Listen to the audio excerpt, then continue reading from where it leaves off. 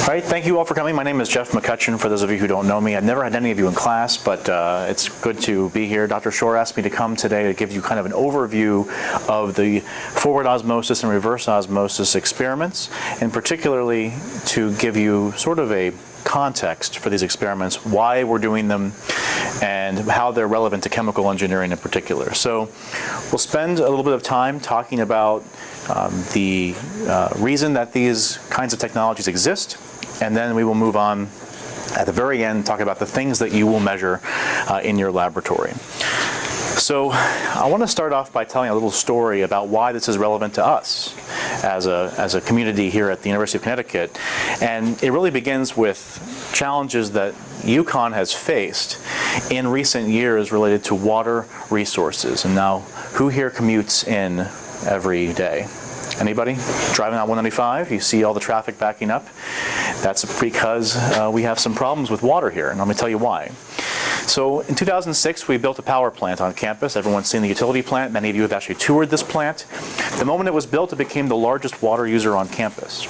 And it consumes about 1/3, if not more, of UCONN's entire daily water consumption for steam generation and cooling water generation. And this created a problem. And in fact, such a problem, it was incurred by the university that the Fenton River dried up. This was before your time.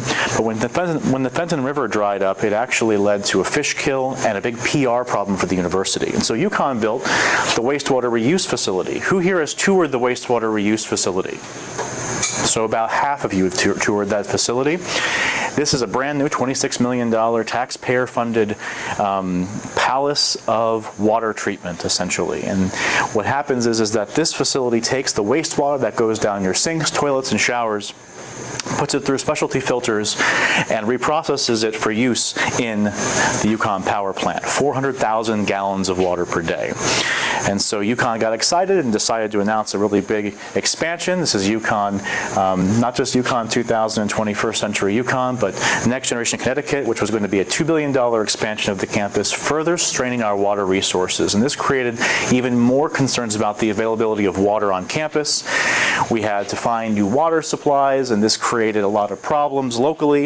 If you kept abreast of this while, I guess, you were in high school at the time, or maybe just starting to get to UCONN at this point in time, you had heard about some of these issues. There were all these public forums about whether or not water could be transferred across the state, all because UCONN was expanding and needed an additional 2 million gallons of water per day. And there was even legislation promoted at in the assembly in Hartford to stop any possibility of water transfers in the state. It was a hot button issue.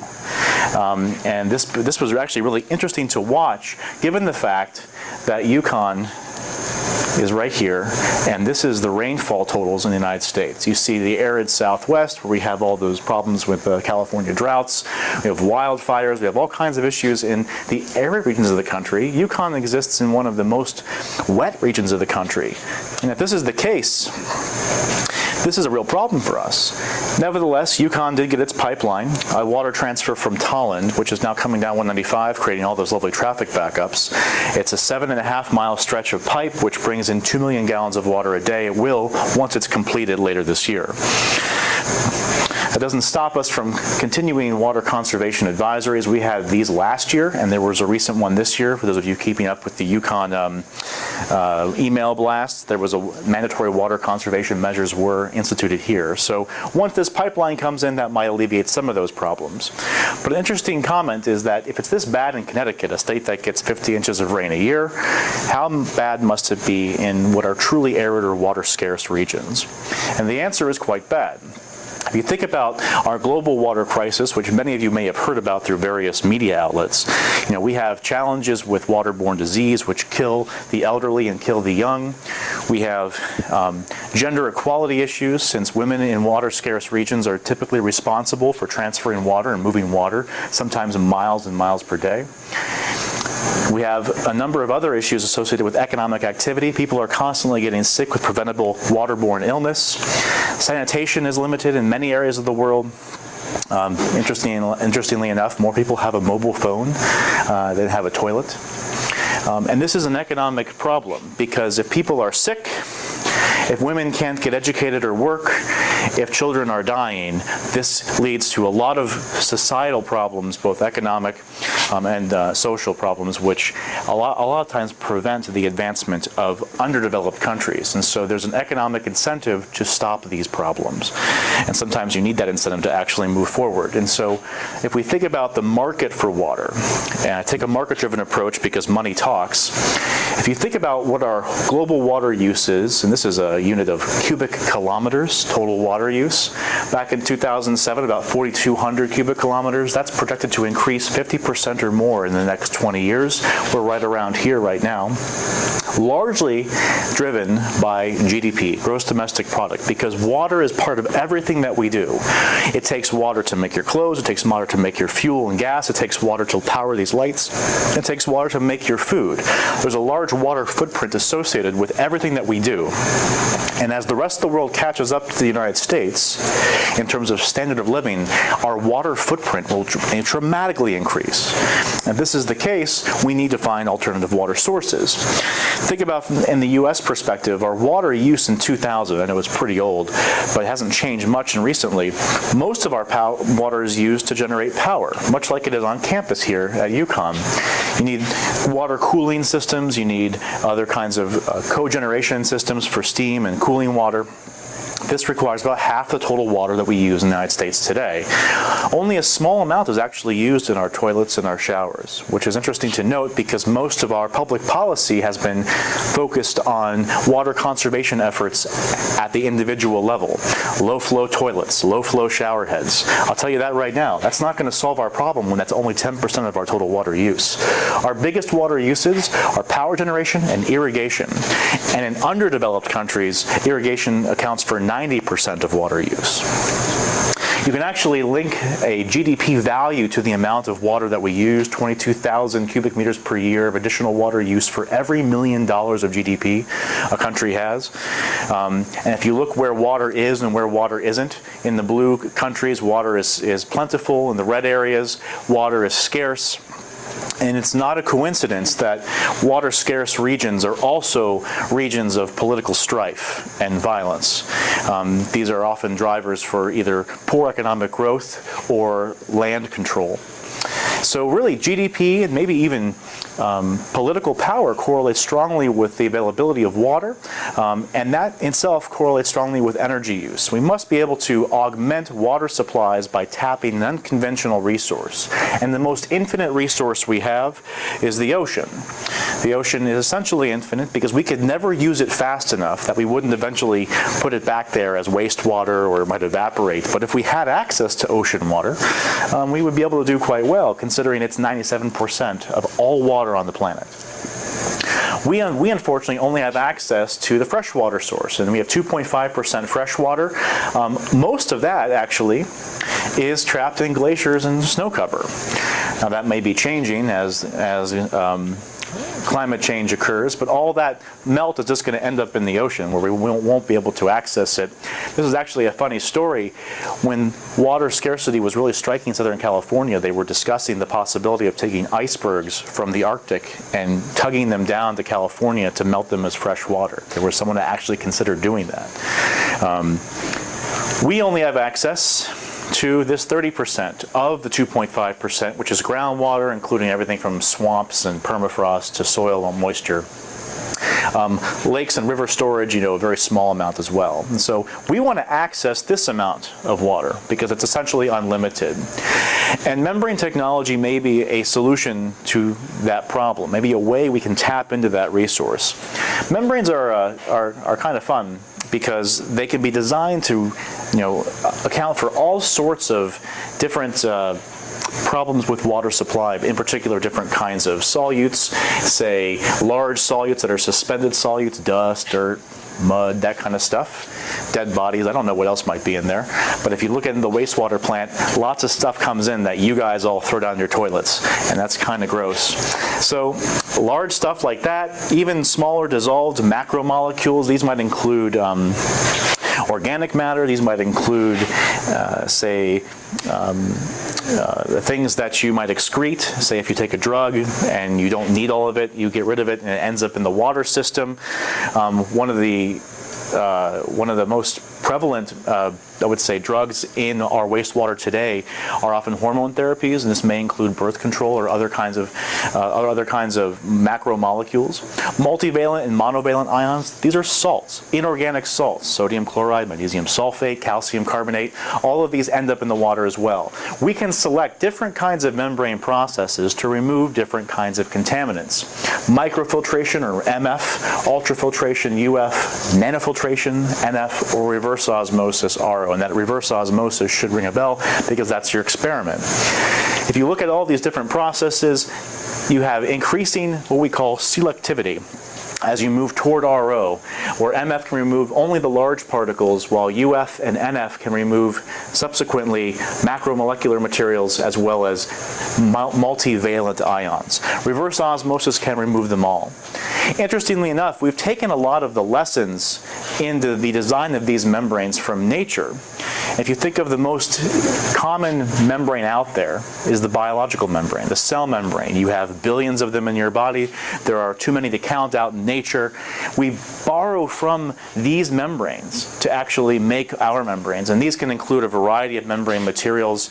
Fancy stuff has been done in the literature. I wouldn't really worry yourself too much with this, but some really cool things if you're interested in learning more, like carbon nanotubes or aquaporin and channels can be incorporated into membrane technology to do really interesting things in reverse osmosis or other technologies.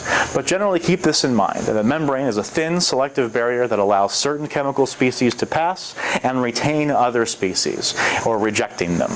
That's what you have to know for your experiment. If we think about reverse osmosis in particular as a desalination technology for seawater, we can look around the world at all the other technologies and see which ones are more prevalent. And RO, as we can see, constitutes about 60% of the total installed capacity for desalination worldwide. Other technologies, like thermal technologies, multi-effect distillation and multi-stage flash distillation, are about 35%. Reverse osmosis and a couple other membrane technologies like electrodialysis constitute over 60% of the total installed desalination capacity. And if we look at historical installed capacity between membrane and thermal-based technologies, we see that membranes have taken over and have become more popular than thermal. Now that's because thermal technologies are expensive. All of these thermal technologies rely on one simple thing: distillation. Now, distillation of water is pretty straightforward. You boil it in a pot, you condense it, and you have clean water. Nothing can come out of that water that is inorganic salt, because inorganic salts aren't volatile. If that's the case, so why not just use distillation? The problem is the heat of vaporization of water. You've all taken thermodynamics. You may have taken some other mass transfer unit operations course in your time here. That's very expensive. The heat of vaporization of water is very, very high because of the polarity of water. It doesn't want to become a gas. It wants to stay a liquid, and so you have to put a lot of energy into that. The only place in the world that you can do that is in Saudi Arabia and the Middle East, because they have more than enough oil to burn to evaporate water. You can't do that here in the United States. You can't do it in Europe. You can't do it in most countries that don't have their own oil source. And that's why membrane technology has really taken off, because it's a lot more efficient to use membranes like reverse osmosis. So how does reverse osmosis work? To begin discussing that, we have to talk about what osmosis is. Now, you should have learned what osmosis is in thermodynamics, but just in case you need a refresher, osmosis occurs because of a chemical potential difference between two solutions. So let's say you have salt water and fresh water opposite each other, and a membrane is sitting right in between. That membrane, if it didn't exist, salt would simply diffuse into the freshwater side. But the membrane is there, which selects for water, not for salt, meaning that salt cannot pass through the membrane, and so water will, to try to create equilibrium between the two solutions. And so we have the movement of water into salt water, diluting it because of the water chemical potential difference. If we apply a hydraulic pressure such that no net transport of water occurs across the membrane, we've applied what's called the osmotic pressure, or pi. And pi is a colligative property of solutions, which is based on the concentration of ions or molecules in that solution. And of course, R and T are in there as well. This is very similar in form to the ideal gas law, which I like because if you think about the ideal gas law, the pressure is the force exerted by molecules to fill their volume, while osmotic pressure is the force exerted by dissolved molecules to expand the volume. In this case, this is the tendency for that salt solution to expand, and then you can kind of look at it from that perspective.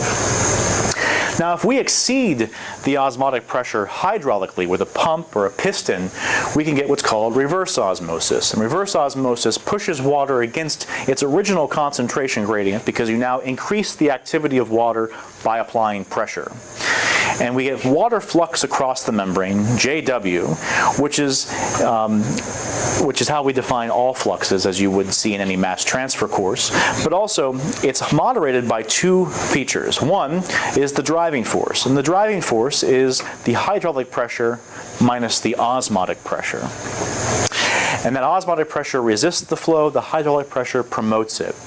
And then this term A, and this A is a catch-all term, a coefficient of proportionality for this Darcy's law-like expression, which describes essentially the conductivity of the membrane to water transport. We call it a water permeability coefficient. Sometimes it's referred to as the water permeance. So you see this kind of expression in any rate equation because this is essentially a rate equation with driving force. So RO is exciting, it's very cool. You're going to learn how to use your RO system in your laboratory. It operates by a hydraulic pressure. You push water through a membrane. You can measure things like rejection and water permeance. But there are some challenges with reverse osmosis that are thermodynamically restricted. And I want to talk briefly about that as to why forward osmosis has emerged as a new technology and why it's relevant to your experiments in lab. If you think about reverse osmosis, the high pressure pump provides the driving force necessary to overcome the osmotic pressure of a solution. That means as you recover more and more water and extract more and more water from solution, the salts and other dissolved components of that solution are increasing in concentration. Well, as you increase the concentration, you also increase the osmotic pressure.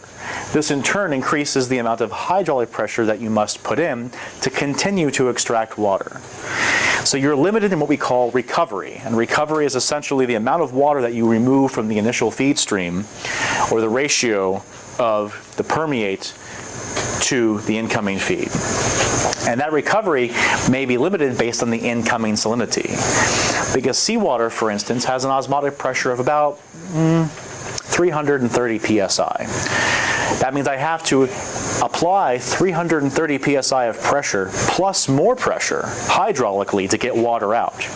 But say I take half of that water out of the incoming feed. Now I have an osmotic pressure of approximately 660 psi. So I have to now apply 660 psi plus whatever more I need to actually get more water out. And this goes up and up and up until you reach some solubility limit. This is called the thermodynamic restriction, is that I can't keep increasing my pressure over and over and over and over again to try to extract more and more water because it's so expensive to do that, and the membranes themselves can't handle that kind of pressure because they'll eventually break, or you need stainless steel or titanium, which is just too expensive. So this thermodynamic restriction is evident in the energy use data that we've seen over the course of the last 40 years in the desalination industry. This is the power consumption of desalination in kilowatt hours per cubic meter, a common unit of measurement for overall power use for desalination. And in 1970, we required about 16, 17 kilowatt hours per cubic meter. A cubic meter, 1,000 liters. For those of you who don't want to do the quick math in your head. By 1980, we had cut that in half. And by 2000, we had cut that in half again. So you reach this sort of Declining power use. Unfortunately, thermodynamics restricts us again, because at some point in time, there's a minimum energy requirement for separation of salts from water. And this is evident in the graphic up here. The minimum energy requirement is essentially the negative Gibbs free energy of mixing. If I put salt into water, there's energy that is released when that salt and water mix. Well, the inverse, or the negative of that energy, is the minimum energy I need to put in to get that salt and water to separate. You probably have heard of some of these things in your thermo class. So this minimum energy requirement at, say, seawater concentrations 35 grams per liter, which is this gray line, at 50% recovery is about 1.1 kilowatt hours per cubic meter. This means that you can never use less energy than this, ever, to separate salt and water, unless you're going to develop, and if you do, then you can also develop a perpetual motion machine while you're at it. Because this is essentially the limitation of desalination at certain conditions. And because recovery matters, that minimum energy of separation is dependent on recovery. So looking at the historical energy use data, we are rapidly approaching this 1 kilowatt hour per cubic meter number, which is important for us because this means that reverse osmosis is becoming mature. There's nowhere else for it to go. And that's really what caused forward osmosis to emerge, because it changed the way we thought about separation. And the way forward osmosis works is that we don't use hydraulic pressure at all. Instead, we use what's called a draw solution. And this draw solution can be any number of solutes. We'll talk about it in a little bit, which has a higher osmotic pressure than the feed solution, which is, we just call it here a dilute solution. And so what happens is this is just regular osmotic flow. Simple osmosis, but we've described it in such a way where we use a concentrated solution to essentially extract water from the dilute solution. And now our water flux equation has no hydraulic pressure term at all. It only has your osmotic pressure of your draw solution and your osmotic pressure of your feed solution, and the difference between those being your driving force. Again, flux is moderated by this A term, a water permeance term. So there are questions as what is the draw solution? You know, what do we do with what came through, the permeate? And you know, what do we do with what's left? And these sort of have dictated an entire field opening up of osmotic separations that are relevant to your experiment. So let's talk about how this will work in an actual process. So a process flow diagram includes your membrane contactor or element. You have your saline or impaired water that comes in. Your draw solution comes in from the other side. There is a spontaneous flow of water due to osmosis, and this is a spontaneous occurrence with no energy input. This creates a brine, and the diluted draw solution is sent to some recovery system, a separator of some kind, which energy is put in, and it recycles the draw solution and liberates clean water. So this is the general concept of how forward osmosis works.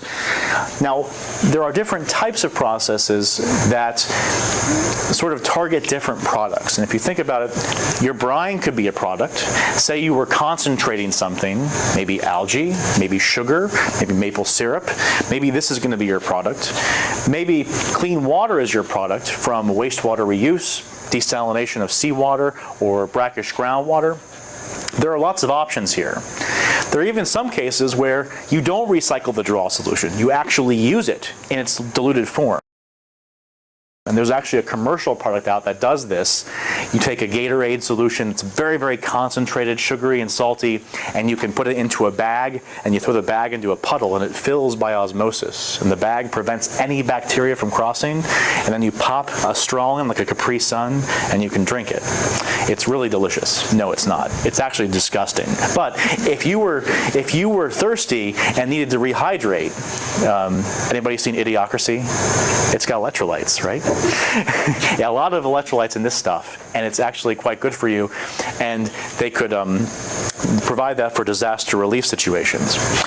Or you could say take concentrated fertilizer, It's called fertigation, and you can osmotically get more water from seawater or brackish water because you can't put that water onto crops directly. So there are some interesting options here. Even another crazier idea is, can you actually use osmosis to generate power? The idea behind this is that you can take an osmotic potential, generate a flux, and that actually creates a hydrostatic head. And that hydrostatic head can be used to turn a turbine. So whenever I have a salinity gradient anywhere, I can generate electricity from that directly. And if you think about where those gradients might exist, they might exist at river deltas where lots and lots of fresh water and lots of salt water are mixing. Remember that Gibbs free energy of mixing? Lots of power there. The Dead Sea and the Great Salt Lake, hypersaline water sources where you have 6-7 molar concentrations of ions in these lakes. Can they be sources of chemical potential energy? And the answer is yes, through this process. And so you have a process like this, where you can actually control the mixing of your solutions. Where fresh water and, say, salt water will mix, they mix through an osmotic process, but during that osmotic process you actually capture the energy of that mixing through a turbine, and this creates an opportunity to generate work. So it's a pretty cool idea. You can actually also design these for engine cycles. Here you have an inlet and you have an outlet. What if I had no inlet and no outlet and just put energy in to recycle a draw solution? There's no mass inputs or outlets. Now it's an engine cycle. We call this an osmotic engine or closed loop PRO. It's kind of a cool idea that's never been demonstrated. We're trying to do it here actually. But nevertheless, all based on osmosis. So I want to talk about two misconceptions of forward osmosis so that you don't screw up your lab reports. One, that forward osmosis will replace reverse osmosis. This is a not true statement. It's not intended to replace reverse osmosis because RO works quite well for low to moderate salinity feeds. That's because the osmotic pressure is low enough that it's easy to generate hydraulic pressure so that you don't have to worry about, operating at extremely high pressure. But FO can do many things that reverse osmosis cannot. It can handle high salinity waters, and that's because to generate flux with high salinity waters, you just add more salt to your draw solution. You just use a higher concentration draw solution. There's also some work out there which has demonstrated that FO may have a lower propensity to foul, meaning that it won't gunk up the membrane as much. FO can also work in tandem with RO as a complementary process, and those of you who are doing the ROFO experiment will actually see some of that opportunity in your experiments, where reverse osmosis can either be used to concentrate the draw solution, or forward osmosis can be used to handle reverse osmosis brine.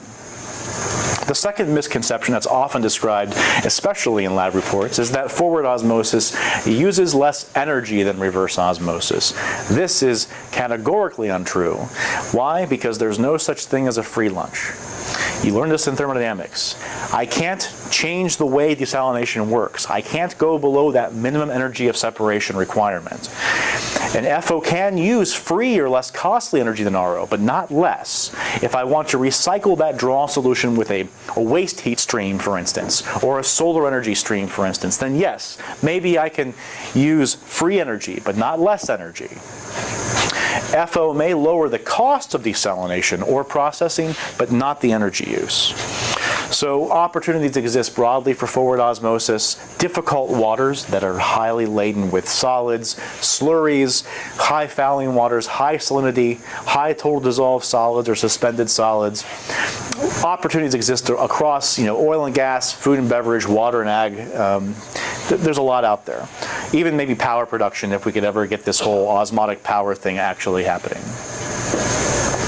So in this field, people care about three things. They care about the membrane, they care about the draw solution, and they care about the process design and integration into an actual system. In your laboratory, you will only work with two of these, the membrane and draw solution. I'll put some context in the process design at the end. So the membrane is important. Types of membrane materials exist for all sorts of membrane separation processes. If you want to learn more, take my class. You won't be able to because you'll be graduated, but tell your friends. take my class. Symmetric membranes, which essentially are the same on both sides. If you put them up against a mirror, you couldn't tell the difference. They look the same. Asymmetric membranes, where you have one area that's very dense, one area that's very open. Maybe you have a composite membrane where you have different layers of structure throughout the membrane itself. Other membranes that could be charged membranes for ion exchange, like a PEM fuel cell membrane, maybe a liquid supported membrane, or what we call mixed matrix membranes, all kinds of crazy stuff out there, which is why you all should have taken my class. But you didn't, so that's okay. Anyway, for forward osmosis, we only care about two kinds. We only care about these two kinds because these are the only ones that can desalt, remove salt from water. And if we look at some of the challenges that existed very, very beginning of forward osmosis back in 2005, when I was just a wee pup like you guys, I did this project where I looked at a couple membranes, two from reverse osmosis industry and one from the forward osmosis industry, and we saw big differences in the performance. And this is water flux, that JW term that you've seen. Looking at the reverse osmosis data, we weren't sure why these membranes performed so badly compared to the membrane that you'll ultimately use for your lab. You could use these in your reverse osmosis lab, but not the forward osmosis lab. And the reason behind that is that they're very different structures. This is what your RO membranes will look like in the lab. They're a three-tiered structure. We call it a thin film composite membrane. A nylon and aromatic polyamide is on top, a very thin layer that you can't see, but it's there. Very thin to improve permeance and lower resistance, and then a bunch of other layers that are just there to mechanically support the membrane under pressure. The membrane that you'll use, I believe, is actually a very different structure. It's much thinner, and it has an embedded mesh which allows it to be made thin. And that thinness is very important because it reduces mass transfer resistances in the membrane. We're talking about this in the next slide, but the take-home message is that conventional asymmetric membranes cause something that we call internal concentration polarization, which create this mass transfer resistance and lower performance in forward osmosis processes. So if we look closer at this model, we see here some boundary layers, and you've studied boundary layers in your classes, I hope so. Especially thermal boundary layers. Consider a heat exchanger. If this was a heat exchange surface, you'd have heat flux from a high temperature to a low temperature. If that heat exchange surface had a porous material on it, say an insulator, it would reduce that heat flux by creating temperature polarization inside, essentially lowering the driving force for heat flux. The same thing happens with asymmetric membranes, where the selective layer, which is essentially a thin layer that's only less than 1% of the total membrane thickness, actually has this big porous layer which acts as a mass transfer insulator, creating a boundary layer that's substantially larger than any that could be created outside of the membrane. We can actually describe this process by looking back at our water flux equation, where the water flux equation is now determined by osmotic pressure differences across the selective layer, because that's the only part of the membrane that matters when you're thinking about osmosis. Taking a closer look, you might notice some terms that you've seen before. We see here a Peclet number, water flux divided by mass transfer coefficient. This is essentially a modulus which relates the bulk properties of a fluid to its surface or interfacial properties. And we can create these on both sides of the membrane. Some of these will actually occur inside the porous layer of the membrane. These have been done based on heat transfer analogs, to be honest. And we can determine these mass transfer coefficients based on film theory. Everyone here remember what film theory is? Everyone should have at least seen it, where the mass transfer coefficient is related to the diffusion coefficient and the thickness of the boundary layer. So from this, we can extract interesting parameters. You don't have to do this for your lab, but I want to show you why you're going to get some strange results. So what's going to happen is that you have these structural characteristics of your membrane which are going to lower your flux to be much, much lower than you anticipate because of these structural resistances that are present in your membrane. You can find all the information you need about this in very easy to understand papers that we've published in the last 10 years. And you can see them and also the derivations of these expressions should you wish to learn more.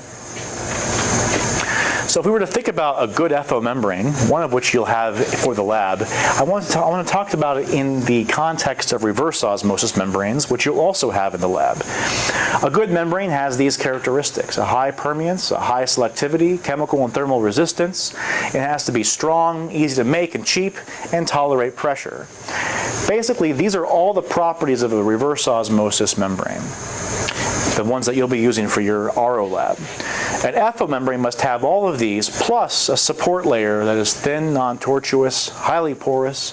All of these matter to reduce that mass transfer resistance. So I invite you to take one extra step further in your lab and look into these properties of these membranes. You'll find lots of data out there on the membranes that you'll be using, which are these. One membrane could be a cellulose acetate type membrane based on the typical asymmetric structure that you would see. Another might be a thin film composite membrane from HTI. These are both membranes that we've had in the lab in the past. Which one you use, I don't remember which one you use. Hopefully you will know, and then be able to talk about them. Have been published on extensively. You can look at them and see if your data makes sense. I invite you to do that. But all of these are commercially available membranes. I want to briefly talk about draw solutions, because this is a question we often get from students, because this is such a confusing piece of this. You will not be recycling your draw solution in your lab, but I want to talk to you about what is out there so that you can think about what you're doing in context of other options. So what makes a good draw solution? Osmotic efficiency, which means it must generate high osmotic pressure, and that generally means a low molecular weight and a high solubility. Removable, recoverable, or usable. And if it's recoverable, a low value energy for reuse. Non-toxicity is critical for drinking water applications, maybe not so critical for others. And system compatible, does not degrade the membrane or the system. But it's not so easy just to say that all draw solutions must have all of these features. We have to think about the actual osmotic process. And as more people have studied forward osmosis, they've actually seen various draw solutions may be more valuable for certain processes than others. So let's take our criteria, efficiency, recoverability, toxicity, compatibility, and think about forward osmosis. And it's important for all of these, because forward osmosis is what we think about: desalination, water treatment, those kind of things. So it must be recoverable, it must be all of these things. But if we were just dewatering a solution, such as sugar water or maple syrup, well, it doesn't have to be recoverable. What if I use seawater as a free draw solution? Non-toxicity is only important if you're worried about it crossing the membrane and contaminating your solution. If you're just diluting the osmotic agent for ingestion, maybe, or maybe for some other process, it doesn't have to be recoverable, because by nature it's not recoverable. You're actually using it. Toxicity only matters if you intend to ingest it. And then you have pressure retarded osmosis, where, closed loop PRO requires the recovery, yet open loop PRO by design does not. So selecting a draw solute matters only if you are targeting a specific type of process. There's no one size fits all solute.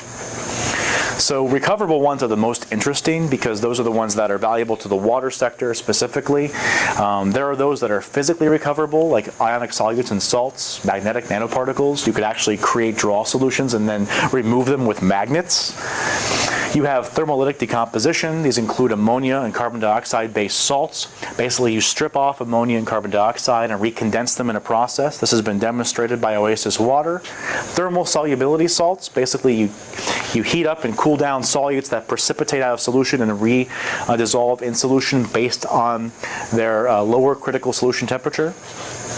Distillable solutes, such as ethanol or other volatiles that can be distilled off in high quantity and high quality, and phase switching solutes, such as switchable polarity solvents, CO2 catalyzed acid-base reactions. Lots of different options out there. Great chemistry, why chemical engineers are so valuable here.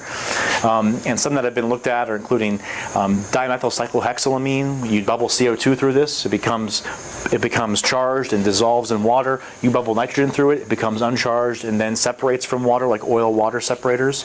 Trimethylamine, which can be distillable. It's actually a thermolytic decomposition reaction. And then there are other companies out there that are working on these kinds of things. So to give you context about where these exist in the market today, there are lots of companies out there that have worked in different kinds of technologies. This is that concentrated Gatorade technology. You can actually put it through these systems, and one of these little bags can generate 20 liters of clean drink. It's kind of fun. This is the CO2 switching draw solution. Oasis water is now in China. Modern Water is in Oman with a desalination plant. Trevi Systems has a special draw solution that's going, I think, to space. Porifera has a new system. But some fun things, including the use of forward osmosis at natural gas wells for produced water and frac water treatment, where they can actually take nasty water from the well and dilute it with sodium chloride, pure sodium chloride solution, and then use that as re-injection fluid to help frac wells. And they can reduce the amount of waste generated from the well. Again, this is that drinkable technology where you either have the bag or maybe a flow-through system. This system is called the Village system. It can produce 600 gallons of drink per day. Amazing for if you have a disaster situation or perhaps even a refugee camp. Modern Water's plant in Oman. This is I think it's a few hundred cubic meters per day, desalinating Gulf water with a high boron rejection, which is a big problem. Oasis Water has developed a process involving ammonia carbon dioxide, mostly for the frac water industry and for produced water and oil. You can see here, this is what the system looks like. It's a truck-mounted system. These are distillation columns to recover the draw solute. It's funny, the membrane system is right here. You see 3 tracks of membrane. That's the entire membrane process. Everything else is recovery of the draw solution. They've demonstrated extremely high quality removal of, say, sodium chloride, even radionuclides, and they can demonstrate a 42% reduction in cost compared to distillation, which is important because their total dissolved solids is twice that of seawater, so RO can't handle it at all. This is me freezing my butt off in Norway in the middle of winter. I don't know why I went there in the middle of winter. They were developing at this company called Statkraft an osmotic power generation system that I went to go visit. They have since divested from this because of low power generating potential, but nevertheless it was a nice demonstration of what could be possible if better membranes and better systems could be created. So I'm going to finish up by talking about your experiments and then take questions. So the first experiment that you'll have is reverse osmosis. And I put a lot of equations on the screen here because you'll be measuring and calculating many, many things. This is a basic diagram of your system, which has a 3-cell train. You can do 3 membranes at once. That's good for reproducibility. Your feed tank is here. It's temperature controlled with a circulating chiller. The drain goes down and it comes to the pump. It is gravity fed to the pump and it comes up. And there's a splitter with a pressure regulator, a forward and a back pressure regulator. The reason we do this in combination with a variable speed controller for your pump, it allows you to independently change the cross flow velocity, which changes things like boundary layer effects, Reynolds number, and pressure. So you can independently change both of those things, and you can measure pressure with this gauge, measure flow, and measure and calculate cross flow velocity. You'll be measuring water flux across the membrane, which is simply a gravimetric analysis, the change in mass divided by the membrane surface area times the water density. The water density and then the time. And then you can also do the exact same thing for solute crossover and solute transport to measure things like rejection. From that, you can measure the water permeance, that A value I was telling you about. You can measure solute permeability, which is B, and B is dependent on the rejection, and rejection is based on the permeate concentration and the feed concentration. So this is an interesting calculation for you guys all to be able to do. If you have questions or problems with this, there's a lot of data in the literature which show how to do these calculations, but generally speaking, you'll measure these 2 things and can calculate things like the solute permeability and the water permeance. One thing I would like you to also do in this experiment is to calculate the extent to which concentration polarization occurs. If you think about a cross-flow system like the one you have in your RO system, your permeate water flux goes through the membrane, and this creates a boundary layer near the membrane surface for solutes. So it's a membrane surface concentration as solutes are rejected, so there's an increase in concentration, and here's your bulk value of concentration. What you do is you set up a solute balance inside this laminar mass transfer boundary region. So you have a convective term and a diffusive term. Convection is in the direction of flux. Diffusion is away from the surface because of this concentration gradient. And this is equal to whatever solutes make it through the membrane. If you integrate over the thickness of the boundary layer, you can actually develop this term, and this Peckman number emerges, where you have now membrane interface concentrations, permeate concentrations, and bulk feed concentrations. You have to know what the diffusivity is, and you have to know what the boundary layer thickness is, but that's challenging, so you can actually use a mass transfer coefficient correlation, the Sherwood correlations, to determine the mass transfer coefficient. If we assume that the permeate concentration here is very, very low compared to these concentrations, which is a reasonable assumption most of the time, but you can also measure that. We get a simplified version of this expression, which relates the membrane interface concentration to the bulk concentration. And this is related to that exponential term that we saw in the forward osmosis equations earlier in the presentation. And then we can use the mass transfer coefficient to calculate what this term is. So you'll be expected to be able to do this. This is some undergraduate level mass transfer. And determine this concentration polarization modulus. In the forward osmosis experiment, this is a diagram. You have a single cell this time, a tank for the draw solution, a tank for the feed solution. You can control pressure, you can control flow rate, you can control and you can control temperature. Everything should be kept as constant as possible. You'll do a commercial FO membrane. Keep things simple. Use a sodium chloride draw solution. If you wanted to try a different one, I'm sure that there's options for that. Evaluate the effects of concentration polarization, and again measure water flux and solute flux. But unlike in reverse osmosis, this solute flux is solute flux from the draw solution into the feed solution. So I believe that's everything. Thank you for listening. I'm happy to take any questions should you have any.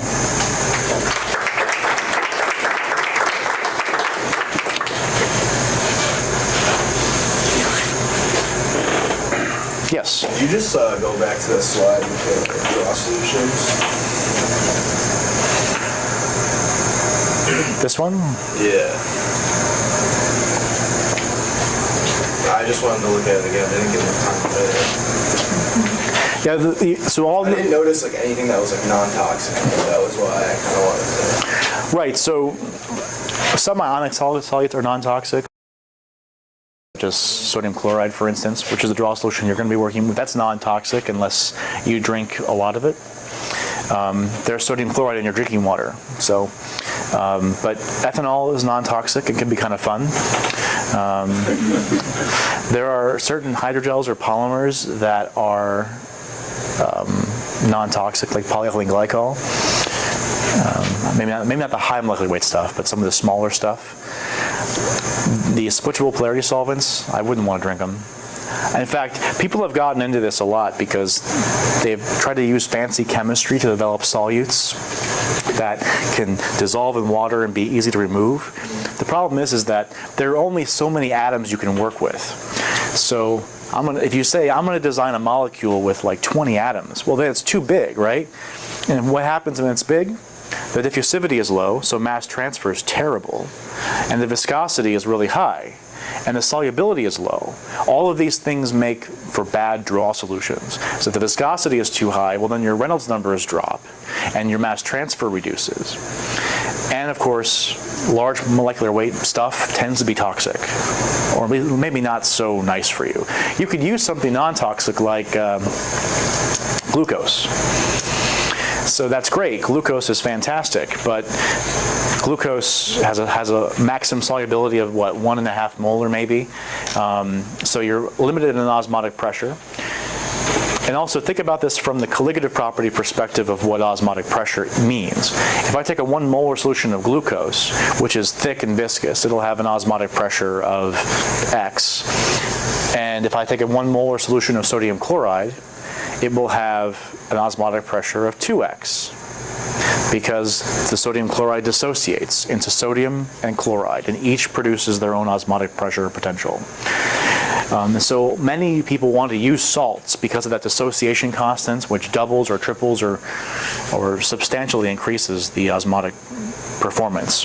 If you think about a molecule like this, when you carbonate it, this becomes charged, and then carbonate is the other charge. So there's a high solubility and a high osmotic pressure.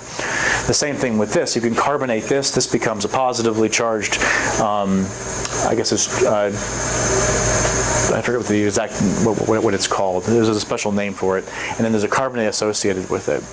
So most people like to use, in simple experiments, to study the phenomena of mass transport, measuring flux, like you guys will be doing. They use something really simple and cheap, like sodium chloride.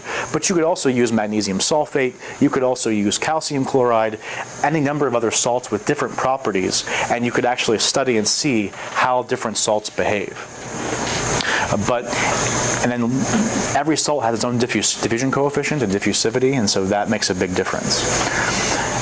There could be a way to modify this experiment where you don't look at things like cost, flow, velocity, and temperature, but you take 3 salts and you measure performance of those 3 salts. I don't know how the lab will be set up exactly, but there are different things you can look at. Will they have the ability to kind of pick their own independent variables, Dr. Shore? They're going to be looking at different membrane orientations with one type of membrane, different velocities, and different ion strengths in draw solution. That's the easiest way to do it. So that orientation question is going to be a big. That's going to be a big deal when you think about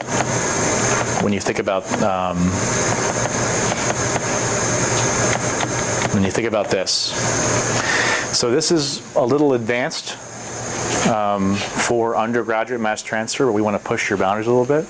If you can study mass transfer in these very, I would say, basic undergrad level terms, you can actually apply them to different kinds of materials like porous supports, multi-layered structures like this.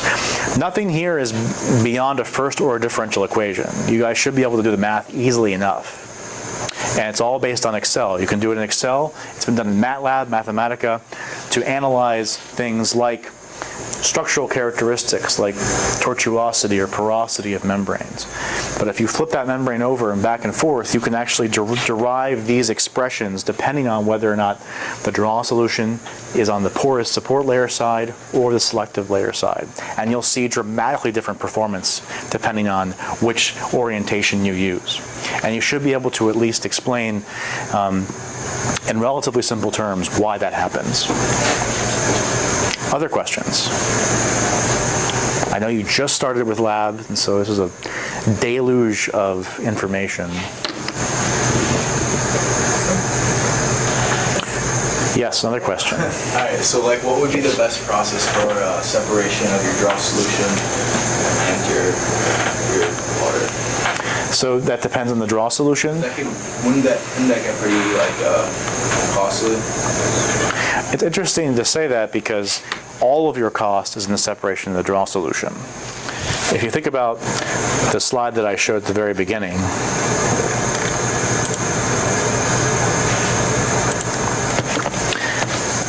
this step is free. There's no cost here except to move the fluids into the element. All of your cost for operating is here, is this step where you put the energy in and you separate the draw solution. Everything is there. So what's costly? All we've done here is, reverse osmosis is just a single step. Now there's no draw solution, but there's, if you ignore this, let's see if I can do that. You have, I don't have the animation right for that, but basically it's saying you're taking a one-step process and turning it into a two-step process, which seems silly until you think about how this compares to reverse osmosis. Reverse osmosis is driven by electricity solely. There's no other way to do it. And electricity is a very high-value energy. And so what you want to do is you want to select a draw solution and select a chemistry that is easy to recover. The beauty of forward osmosis is that I have that ability to select whatever I want. I want to use sodium chloride and then recover it with reverse osmosis, which will be more expensive, but now I have two barriers. I want to use ammonia carbon dioxide because I can strip it out with low-grade thermal energy and place it right next to my power plant. I want to use I want to use another like a LCST polymer, and then I want to heat it up and cool it down based on the availability of heat that's near me. So there are different options for picking draw solutions, and that selection will determine what your recovery system is. But all of the energy is in that recovery system. So you've just exchanged one separation for another and gotten a first one for free, which actually is kind of nice, because if you have the reverse osmosis here, that would be silly. Why are you doing forward osmosis followed by reverse osmosis? Well, because now you have a separation here, and you have a second separation in series here, which means if you have some troublesome contaminant, maybe it's a hormone, maybe it's a personal care product, maybe it's boron, the first step might only remove 90%. If the second step removes an additional 90%, well, now you've removed 99% of that contaminant. And if you think about reverse osmosis, they have to do this sometime anyway, because it's called double pass RO, because some of these recalcitrant contaminants are challenging to remove without doing double pass. Dr. Shore. Reclaimed water plant, is there any membrane separation technology that's installed?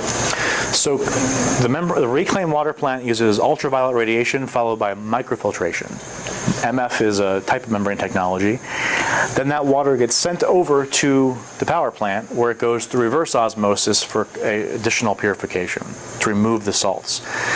Just so happens that they had the RO there anyway before, because they had to remove the salts before they were sent to boilers, because boilers require ultra high purity water, better than drinking water actually. And in fact, this is kind of funny, once they built the reclaim plant, they had all kinds of problems, because the water that they were reclaiming was hard. So salts, if you look back at our diagram,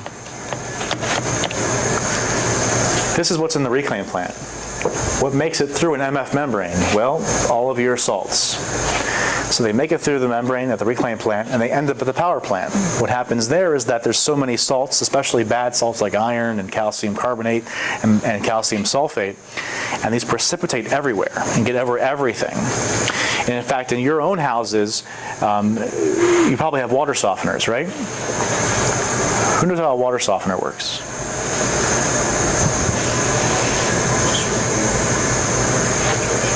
You ever see your parents, or maybe they make you do it, put the salt in the water softener? Really? No one? Everyone's shaking their head. Really? Who has a well? Who has a well? You have a well? Well, I'm in Tallinn. I have a well. It's like hardest water ever.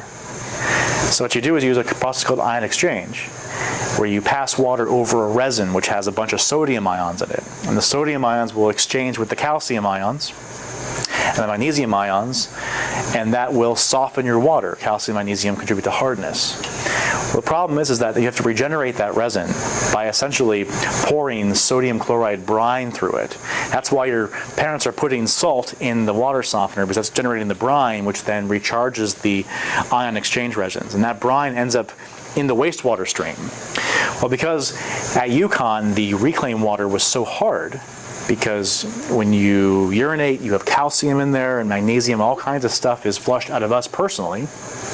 It ends up in the wastewater stream, and so it ended up back at the power plant. So they had to soften, and that softening created a big brine stream, which ended up back in the wastewater stream, which ended up back at the power plant, which they had to soften, and this cycle continued. And this was actually a senior design project last year where we studied this phenomena and modeled the rise in salinity. It got so bad that I'm not sure if any of you noticed, but there's now a big white tank behind the power plant. If you look closely when you pass by the infirmary, take a look, there's a big white tank there, and there's a big pipe that goes into it. They were using 50,000 pounds of salt per month to soften, and all of that ended up in the wastewater stream and eventually ended up in the Willamette River. That was just to soften the water. And it cost the university upwards toward $100,000 a year to do this. So your tuition dollars at work. And no one thought about this when they first built the plant, apparently. So they're looking at the possible solutions. One solution is to take the brine stream from the power plant and build a $4 million pipe across campus to where the wastewater treatment outfall is, and just dump the salt water into the river, but dilute it with wastewater. And there's plenty of wastewater to dilute it.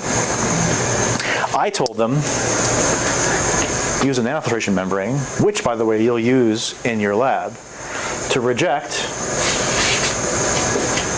these multivalent ions, the calcium magnesium ions, to soften the water, and do that at the reclaim plant so they could stop using salt at the power plant. And then they could reject that brine stream out with the wastewater outfall, and that would solve the problem. They have not agreed with me yet. But nevertheless, this has been a funny problem that UCONN has had to deal with. It solved its water problem by reclaiming water and created a new water problem because they didn't think about the process design. You added a recycle stream in, which creates a loop, which essentially creates a buildup of solutes in the system. They've had to actually turn on more fresh water and dilute the reclaimed water stream, which is sort of defeating the purpose of reclaiming water if you have to essentially blow down your entire wastewater system with fresh water. I think we did a calculation that uses something an additional 50 million gallons of water a year, or something along those lines, or about 10% of our total water use.